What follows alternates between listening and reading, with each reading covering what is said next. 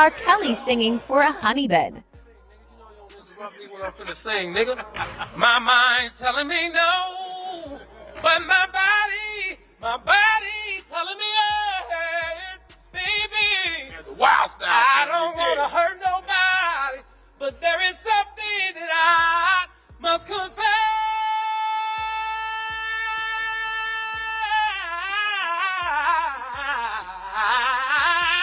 People who were once in Diddy's inner circle now face two choices: cooperate with the feds or risk having all of Diddy's secrets exposed to the press.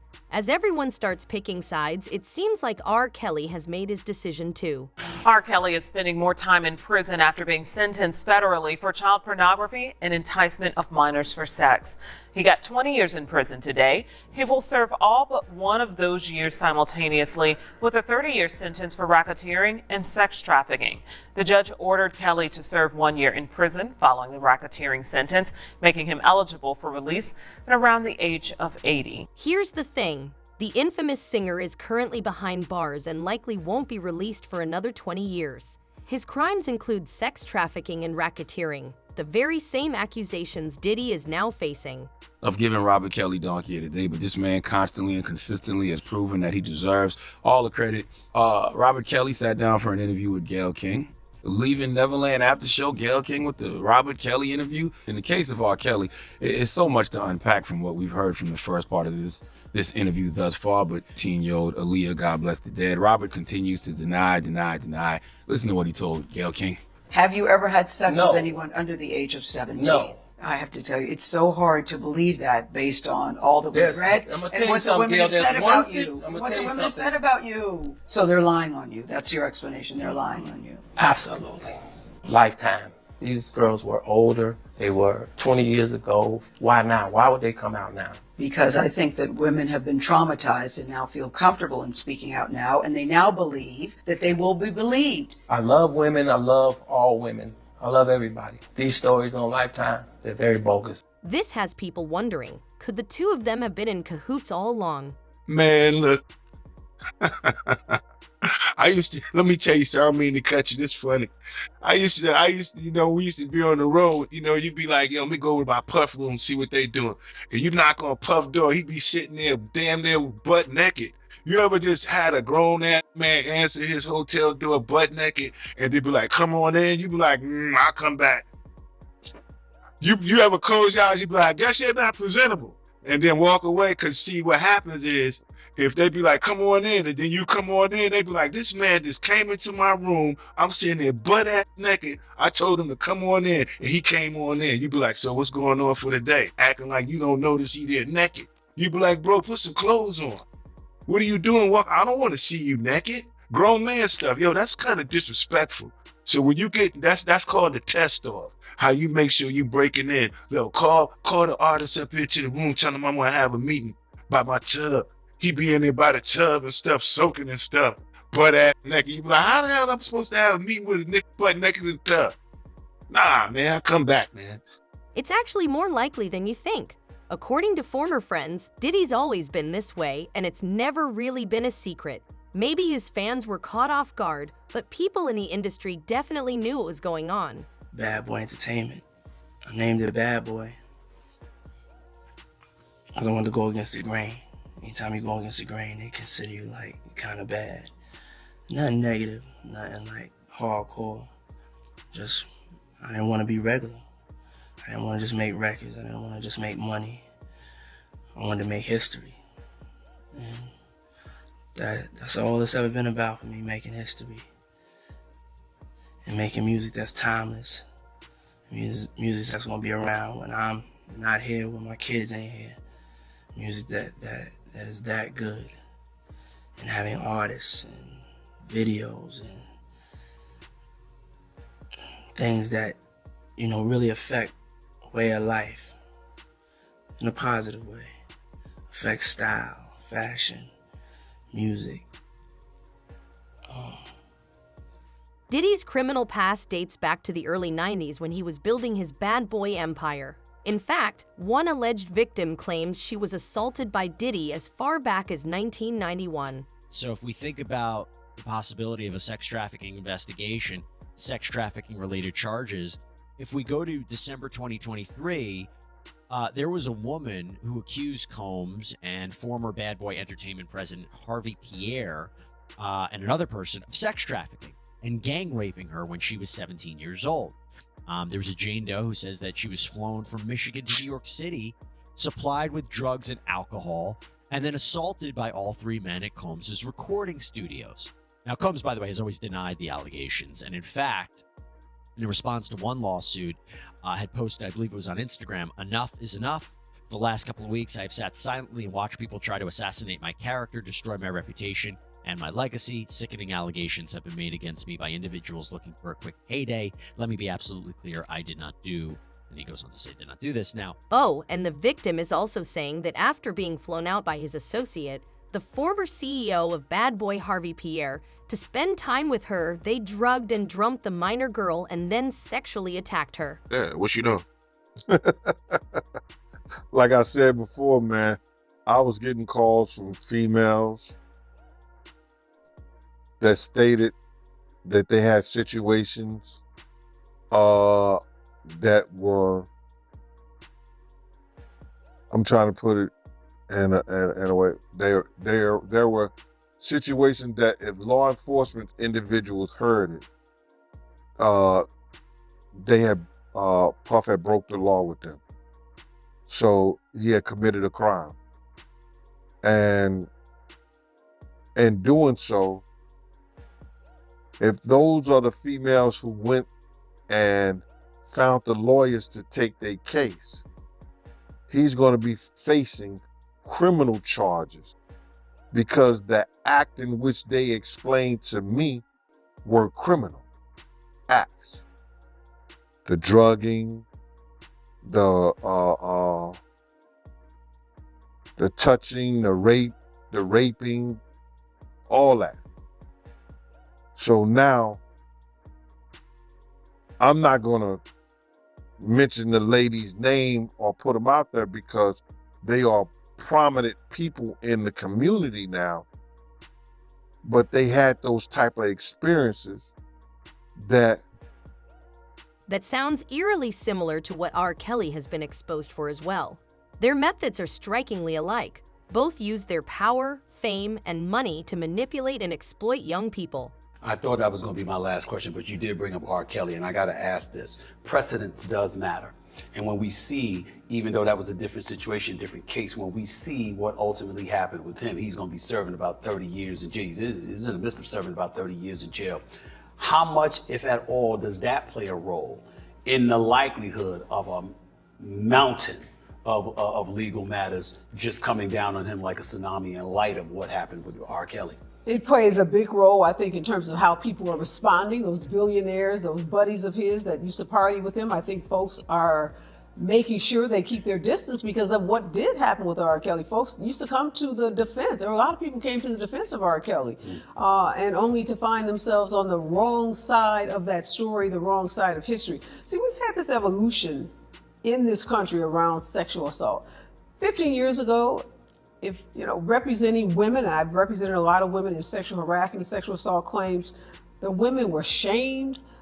They were often humiliated. They would often lose their jobs, their reputation, their positions, and the man was always believed. Now, not always, but more often than not, the man would be, somehow come out the hero. And Me Too, we've had a whole paradigm shift. I mean, it's a shift in the way these cases are treated, the way women are treated, and no longer is it the case that powerful men are given the benefit of the doubt. We are now willing and ready to hold them accountable. What specifically shifted the paradigm? Is there any incident that stands out in your mind that changed the course of history to the standpoint that what we're living in right now, where things have changed so drastically and favorably, I might add, because this needed to happen? Oh, the pendulum needed to swing, right? It was horrible, absolutely positively horrible. What would happen to women. I think social media had a lot to do with it. Women being willing to come forward and tell their story. There's something powerful and there's strength in numbers. So you get one woman telling her story, it's easy to dismiss one person. You get a multiple number of people, you can even dismiss them. But look at Bill Cosby, a case like that. There were tens of dozens of women that came forward and had a story about Bill Cosby drugging them, sexually assaulting them. It's hard to dismiss that many people. That's kind of what's happening now to P. Diddy. Cassie Ventura's lawsuit, we thought that was it. And in many ways, it just opened the floodgates for It did, others. because she filed the lawsuit. The next day it was settled, but it didn't stop other allegations from coming down the pipe within a matter of days. And people get emboldened. Now, some people say, and one of Sean's lawyers is a good friend of mine, some folks say it just creates a money grab. Folks who are out there just trying to grab money and, take advantage of this opportunity. I don't discount that. There are false allegations that are made, no doubt about it, but overwhelmingly, women who come forward and make these kinds of allegations, they know what they're going to face. They know the challenges going against someone as powerful as P. Diddy or Jeffrey Epstein. So this is no cakewalk. This is not easy. This is not for the faint of heart. So if you are courageous enough to tell this story, my belief is you're probably telling the truth. Now that we've established that the two were likely part of a larger operation, it's time to talk about the twist. R. Kelly is reportedly willing to talk in exchange for a reduced sentence. Miami and California. And New York simultaneously. Wait, New York was? Yeah, the New York house was raided as well. Oh, wow. That didn't even, they didn't even really. 3 states working in tandem, and they did not tell the officers who they were raiding. They went in tactical as they were instructed to. They didn't know they was raiding Diddy's house. The higher-ups didn't tell anybody because they knew, with Diddy being a Fed informant, that he had people in the force and they wanted to make sure that went through legit. So they ain't tell nobody whose houses they was going to. And that's why you see the guns. The cops didn't know that it was Diddy's house over there in Beverly Hills around the corner from the Playboy Mansion. They didn't know until they seen the kids. So what are your thoughts on the show of force, even not knowing? They did their job. Diddy has long been rumored to be an informant, which has supposedly kept him out of trouble for years. However, with all the revelations coming out, especially from Lil Rod, it looks like the feds might be stripping away his immunity and offering it to someone else instead. About them as a couple is that they've been living separate lives for a very long time. So they together, but they living separate. And part of the reason why they're already living separate lives, and we may actually see one of the biggest divorces in Hollywood, is because Jay Z is up next to be exposed. And it's only so much of these stories that Jay Z can, he can pay off and he can block. He won't be able to stop this. And she knows it and he knows it too. As far as who's gonna be the breakout victim / story, I don't know. Yeah, I might have to ask Jay Z. I don't know. But I'm just letting you know that once that comes out and Jay Z is exposed for his nefarious past, you're gonna see Beyonce divorce. Okay, and she may or may not do an interview, but you're gonna their publicist is gonna release something. She's gonna say, "Oh, the Carters have been separated for some time. They built this beautiful life." Blah blah blah blah blah. Jay Z, despite his 30-year friendship with Diddy, is keen to avoid being implicated in the scandal. He was quick to sever ties with Diddy and is now prepared to cooperate with the feds, hoping to clear his own record in the process. It's clear he's making a play for a clean slate. R. Kelly is appealing to overturn a 30-year racketeering sentence in a New York court today. His attorneys arguing Kelly's conviction does not meet the definition of racketeering charges, claiming that prosecutors stretched the boundaries of the law too far. Prosecutors rejected that argument, saying there was plenty of evidence in the case. Kelly is right now serving his term in a North Carolina prison. The court's decision is expected in the coming months. Meanwhile, R. Kelly's lawyers are advising him to follow suit. They want him to cooperate with authorities and provide information on Diddy in exchange for a reduced sentence. They're hoping he might even secure a significant reduction, possibly up to 10 years off his sentence if he complies.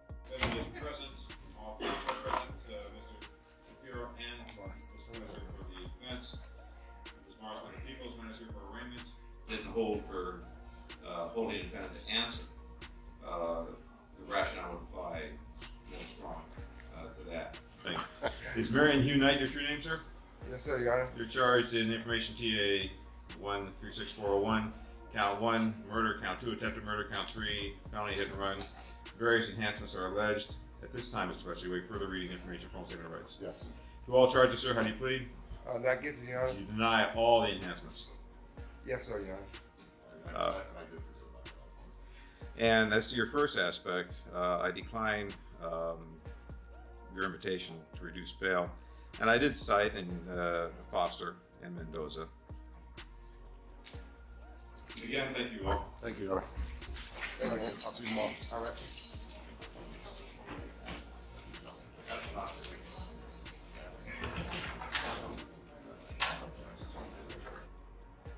I think we're going to have very good luck. I think hopefully next week there's... The infamous singer is considering taking the deal, apparently following in Suge Knight's footsteps to secure an earlier release from prison and shift the focus onto Diddy.